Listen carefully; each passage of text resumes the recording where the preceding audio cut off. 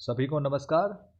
मैं Krishan Kumar, lecturer in political science, government model Sanskriti senior secondary school, Gudiyani district Rewari.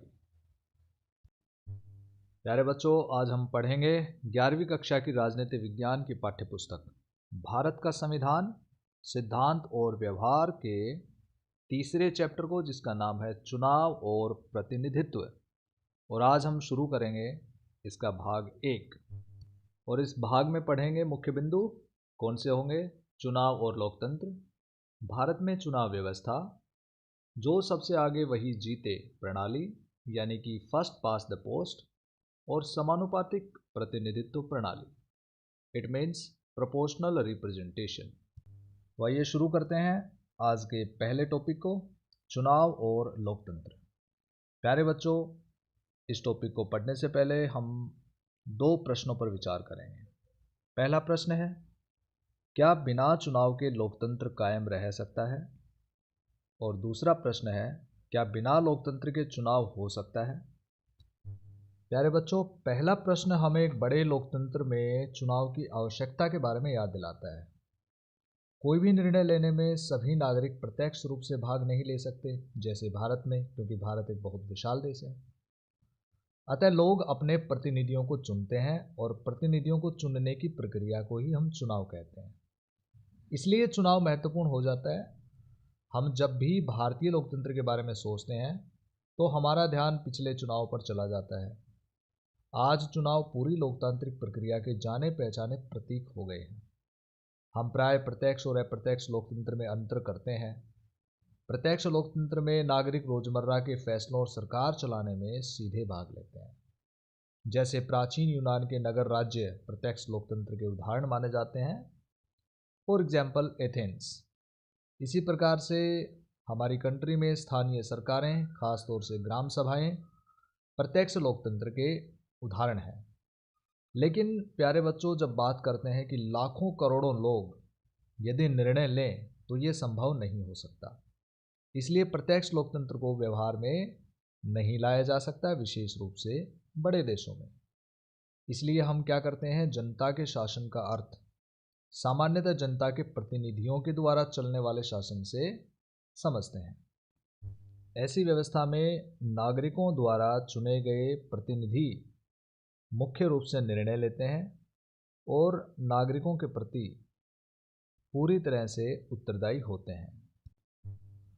और दूसरा प्रश्न हमें इस बात की याद दिलाता है कि सभी चुनाव लोकतांत्रिक नहीं होते। बहुत सारे गैर लोकतांत्रिक देशों में भी चुनाव होते हैं। वास्तव में गैर लोकतांत्रिक शासक स्वयं को लोकतांत्रिक साबित करने के लिए बहुत आतुर रहते हैं।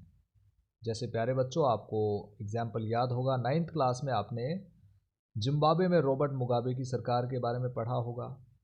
मैक्सिको में इंस्टीट्यूशनल रिवोल्यूशनरी पार्टी के बारे में आपने पढ़ा होगा, या फिर चीन के अंदर होने वाले चुनावों के बारे में आपने पढ़ा होगा।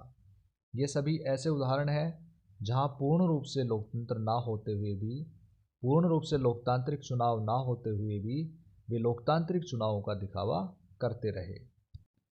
इसलिए प्यारे बच्चों, हम कह सकते हैं कि चुनाव एक लोकतांत्रिक राष्ट्र में बेहद महत्वपूर्ण है, परंतु उनका महत्व तभी है जब वे लोकतांत्रिक तरीके से हों। और इसमें संविधान की महत्वपूर्ण भूमिका होती है। एक लोकतांत्रिक देश का संविधान चुनावों के लिए कुछ मूलभूत नियम बनाता है और इस संबंध में विस्तृत नियम कानून बनाने का काम विधायिका पर छोड़ देता है। ये मूलभूत नियम सामान्यतः हमें क्या बताते हैं?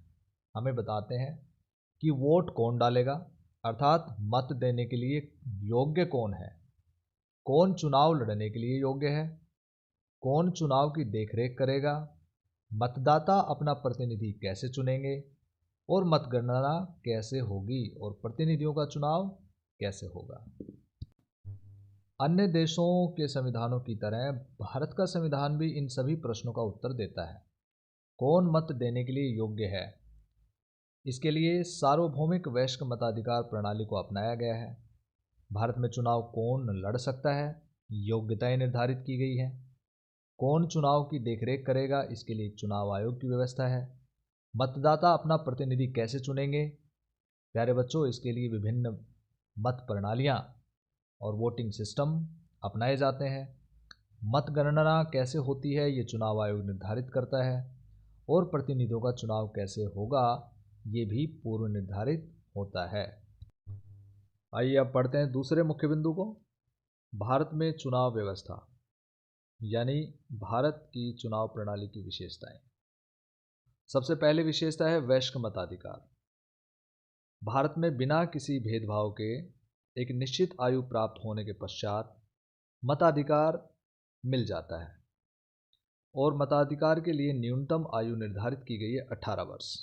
प्यारे बच्चों, पहले ये 21 वर्ष थी, परंतु 1989 में 61वें संवैधानिक संशोधन के अनुसार इसको घटाकर 18 वर्ष कर दिया गया है। दूसरी विशेषता है प्रत्यक्ष चुनाव, डायरेक्ट इलेक्शन। भारतीय चुनाव प्रणाली की मुख्य विशेषता है कि यहाँ जनता के प्रतिनिधि जनता द्वारा प्रत्यक्ष रूप से चुने जाते हैं। केवल राज्यसभा तथा विधान परिषदों के सदस्य ही अप्रत्यक्ष रूप से चुने जाते हैं। तीसरी विशेषता है संयुक्त निर्वाचन, जॉइंट इलेक्शन। इसका मतलब है कि भारत में सभी मतदाता, चाहे वे किसी भी जाति धर्म से संबंध रखते हैं, अपना मिलकर एक प्रतिनिधि चुनते हैं एक विशेष निर्वाचन क्षेत्र में। अगली विशेषता है गुप्त मतदान, अर्थात निष्पक्ष और स्वतंत्र चुनाव करवाने के लिए इसकी व्यवस्था की गई है। इस व्यवस्था में मत डालने वाले व्यक्ति के अतिरिक्त किसी अन्य व्यक्ति को इस बात का पता नहीं चलता कि उसने अपना वोट किसको दिया है। इससे लड़ाई झगड़े, शत्रुता, इनकी संभावना घट जाती है। अगली व्यवस्था है एक सदस्यीय चुनाव क्षेत्र, मतलब प्रत्येक निर्वाचन क्षेत्र से भारत में एक सदस्य ही चुना जाता है, चाहे कितने भी सदस्य कैंडिडेट्स चुनाव लड़ रहे हों, लेकिन उनमें से एक सदस्य चुना जाता है। नेक्स्ट, स्वतंत्र और निष्पक्ष चुनाव आयोग। भारत के संविधान की धारा 324 के अनुसार भारत में एक चुनाव आयोग की व्यवस्था की गई है, जो चुनाव करवाने के सभी प्रकार के जिम्मेदारियां और कार्य करने के लिए उत्तरदायी होगा। भारतीय चुनाव प्रणाली की एक विशेषता ये भी है कि यहाँ पर रिजर्वेशन ऑफ सीट्स को अडॉप्ट किया गया है, यानी स्थानों का आरक्षण। चुनाव में कुछ स्थानों को अनुसूचित जातियों तथा जनजातियों के लिए आरक्षित कर दिया गया है। जैसे वर्तमान में लोकसभा में 84 सीटें अनुसूचित जाति के लिए आरक्षित हैं और 47 सीटें अनुसूचित जनजाति के लिए आरक्षित हैं, और संविधान के 104वें संशोधन के द्वारा इसको 2030 तक इसको बढ़ा दिया गया है। अगली विशेषता है नोटा का प्रावधान। भारतीय चुनाव प्रणाली में नोटा अर्थात नन ऑफ द अबाव को अपनाया गया 16वीं लोकसभा चुनाव 2014 में प्रथम बार। इस प्रावधान के अंतर्गत मतदाताओं को यह अधिकार मिलता है कि वे चुनाव में खड़े हुए सभी प्रत्याशियों को नकार सकते हैं। और आइए अब पढ़ते हैं भारत में अपनाई जाने वाली चुनाव प्रणालियाँ। सबसे पहले, जो सबसे आगे वही जीते, फर्स्ट पास्ट द पोस्ट प्रणाली। प्यारे बच्चों, पाठ्य पुस्तक के इस भाग से हम समझते हैं जो सबसे आगे वही जीते। इस अखबार की कतरन को देखते हैं। पहली बार कांग्रेस को 3/4 बहुमत कांग्रेस को। यह भारतीय लोकतंत्र के एक ऐतिहासिक क्षण के बारे में है। 1984 के लोकसभा चुनाव में कांग्रेस पार्टी ने 543 में से 415 सीटें जीती, जो कुल सीटों के 80% से भी अधिक है। 80% से भी अधिक है। ऐसा पहले कभी भी किसी चुनाव में नहीं हुआ था। तो इस चुनाव से हमें क्या पता लगता है बच्चों कि कांग्रेस पार्टी को 3/4 सीटें मिली। इसका अर्थ है कि प्रत्येक 5 भारतीय नागरिकों में से 4 ने कांग्रेस को वोट दिया, वास्तव में नहीं दिया। अगर हम देखें तो कांग्रेस पार्टी को 48% वोट मिले, 48%, 48% वोट उसको मिले। 48% लोगों ने कांग्रेस को वोट तो दिया, लेकिन पार्टी को 80% से भी अधिक सीटें मिल गई। अन्य दलों के प्रदर्शन को देखें तो दूसरे दलों की जो परफॉर्मेंस है, भाजपा को 7.4% वोट मिले, लेकिन 1% से भी कम सीटें मिली। ऐसा कैसे हो सकता है बच्चों? ये देखिए, आप यहाँ देख पा रहे हैं, कांग्रेस 48% वोट मिले हैं, 415 सीटें। भाजपा 7.4% वोट मिले हैं, लेकिन सीटें सिर्फ 2 हैं। अब वोट परसेंट में जनता पार्टी भाजपा से नीचे है, लेकिन सीट में काफ़ी ऊपर है। और यहाँ देखेंगे मार्क्सवादी कम्युनिस्ट पार्टी, यहाँ पे और भी चौंकाने वाला और उससे भी ज़्यादा चौंकाने वाला TDP, Telugu Desam party, vote तो सिर्फ 4.1% है, लेकिन सीटें मिल गई 30। ऐसा कैसे हुआ प्यारे बच्चों? ऐसा इसलिए हुआ क्योंकि हम अपने देश में चुनाव की एक विशेष विधि का पालन करते हैं। इसे हम कहते हैं जो सबसे आगे वही जीता। पूरे देश को हमने 543 निर्वाचन क्षेत्रों में बांट दिया। प्रत्येक निर्वाचन क्षेत्र से हम एक प्रतिनिधि चुनते हैं और उस निर्वाचन क्षेत्र में जिस प्रत्याशी को सबसे अधिक वोट मिलते हैं बच्चों, चाहे वो एक वोट भी ज़्यादा मिल जाए, तो वो भी विजयी घोषित कर दिया जाता है। तो इस प्रकार से इस व्यवस्था में ध्यान रखना जरूरी है कि जिस प्रत्याशी को अन्य सभी प्रत्याशियों से अधिक वोट मिल जाते हैं, उसे निर्वाचित घोषित कर दिया जाता है। जरूरी नहीं कि उसे कितना बहुमत मिला है, कितना नहीं मिला है, कितनी सीटें ज़्यादा, कितनी वोट ज़्यादा हैं, कितनी कम है। इसे ही हम फर्स्ट पास द पोस्ट कहते हैं। दूसरे उदाहरण की तरफ चलते हैं, समानुपातिक प्रतिनिधित्व। दूसरी प्रणाली है बच्चों समानुपातिक प्रतिनिधित्व प्रणाली। समानुपातिक प्रतिनिधित्व प्रणाली, ऊपर वाली प्रणाली की तुलना हम इजराइल में होने वाले चुनावों से करते हैं, जहां एक बिल्कुल भिन्न चुनाव व्यवस्था का पालन किया जाता है। मतगणना के बाद प्रत्येक पार्टी को संसद में उसी अनुपात में सीटें दे दी जाती हैं जिस अनुपात में उन्हें वोटों में हिस्सा मिलता है। और प्रत्येक पार्टी चुनाव से पहले अपने प्रत्याशियों की एक लिस्ट जारी करती है, प्राथमिक सूची कि फर्स्ट प्लेस पे ये कैंडिडेट है, सेकंड पे ये है, थर्ड पे ये है, लाइक दिस। इसके बाद अपने उतने ही प्रत्याशियों को उस प्राथमिकता सूची से चुन लेती है जितनी सीटों का कोटा उसे दिया जाता है। चुनाव की इस व्यवस्था को समानुपातिक प्रतिनिधित्व प्रणाली कहते हैं। इस प्रणाली में प्यारे बच्चों किसी पार्टी को उतनी ही प्रतिशत सीटें मिलती हैं जितनी उसे वोट मिलती हैं। आइए देखते हैं। समानुपातिक प्रतिनिधित्व के 2 प्रकार होते हैं।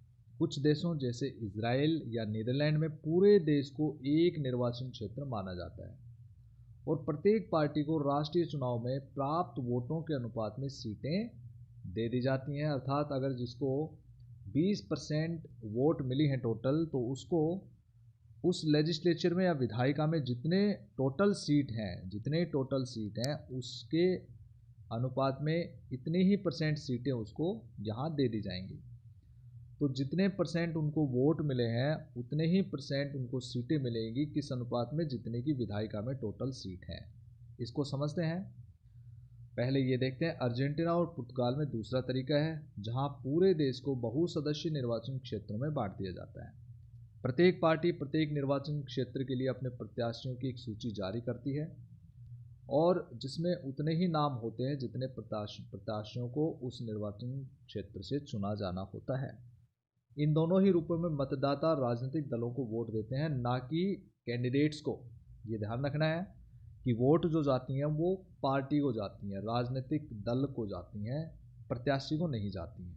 क्योंकि राजनीतिक दल जितने प्रतिशत वोट प्राप्त करेगा उतने ही प्रतिशत उसको सीटें मिलेंगी। यही समानुपातिक प्रतिनिधित्व प्रणाली है। इस उदाहरण से समझते हैं। आइए, इजराइल में समानुपातिक प्रतिनिधित्व प्रणाली। इजराइल की विधायिका को नेसेट कहते हैं। चुनाव प्रत्येक 4 वर्ष में होते हैं और प्रत्येक पार्टी अपने प्रत्याशियों की एक सूची जारी कर देती है शुरू में, राइट। प्रत्येक पार्टी को प्राप्त वोटों के अनुपात में ही विधायिका में सीटें मिलती हैं। जैसे यहाँ देखते हैं, लिकुड पार्टी है, उसको कितने मत का प्रतिशत मिला? 23.40 उसको परसेंट वोट मिले हैं टोटल। और इसी प्रकार से टोटल 120 का अगर हम ये परसेंट निकालेंगे तो 30 सीटें उनको मिल गई, क्योंकि टोटल सीट जो है वो 120 हैं। जियोनिस्ट शिविर ये पार्टी है, इसको 18.67% वोट मिले तो इसी अनुपात में 120 का ये परसेंट लगभग 24 हो गया, तो इसको क्या मिल गया, 24 सीटें लेजिस्लेचर में मिल गया। तो बच्चों इसकी विशेषता ये है इस प्रणाली की कि जैसे जैसे प्रतिशत ऑफ वोट घटता जाएगा सीटें भी आपकी घटती हुई चली जाएंगी। लेकिन वहाँ हमने क्या देखा कि सीटें 80% मिल गई कांग्रेस पार्टी को लोकसभा चुनाव में 415, ठीक है, 415 सीटें उनको मिल गई, 80% सीटें मिल गई, लेकिन वोट उनको सिर्फ 48% मिली थी। राइट, वो कौन सी प्रणाली थी, सर्वाधिक मत जो सबसे आगे वही जीता, जिसको सर्वाधिक मत प्राप्त हो गए वही विजेता घोषित हो गया। लेकिन इस प्रणाली में ऐसा नहीं है। तो प्यारे बच्चों, दोनों प्रणालियां समझने के पश्चात हम इनमें अंतर स्पष्ट कर सकते हैं। तो अंतर स्पष्ट करने के लिए आइए देखते हैं इन पॉइंट्स को।